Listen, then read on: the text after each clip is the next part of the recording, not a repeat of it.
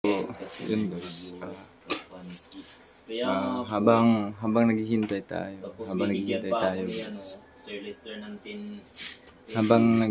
tayo ng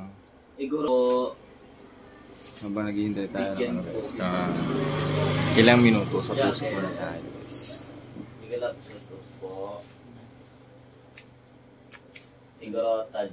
Hintay muna tayo guys, habang hinihintay natin yun.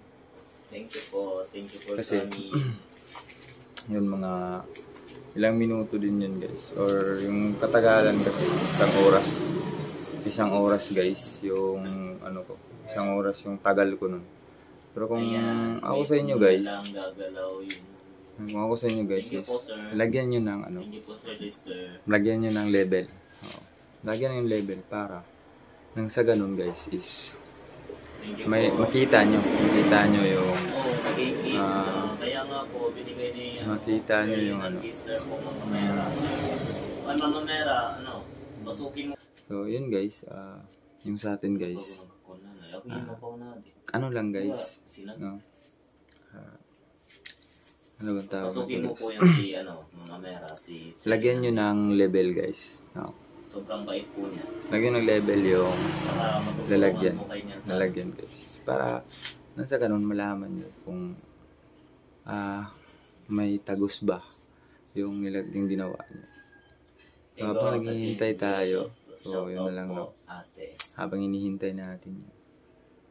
So hopefully wala siyang butas kasi yun nga guys. Ma'am Migorota, salamat po. Sira na yung first lalagyan ko. For just temporary lang kasi wala tayong budget ng pagpagawa ng tab na yun. So gawa muna tayo ng DIY. So hopefully marami tayong matutulungan, maraming mga bata na gustong mangisda, gustong mag-collection ng mga isda na maaari sila mag-start sa mga ganun lang guys. So yun, thank you so much guys. So I hope na maraming batang natulungan o maraming batang gusto mag-start guys. So yun, perfect yun mga bata perfect yun. Kasi ako nag-start nung mag-collection guys is at the age of 12 or 14 guys. Yan ganun, basta ganun. So, matagal na yung guys pa, di ko maalala masyado. Basta, elementary ako nun. Nag-start ako mag-isda guys. So, yun guys. Hopefully, sa tutorial natin guys is,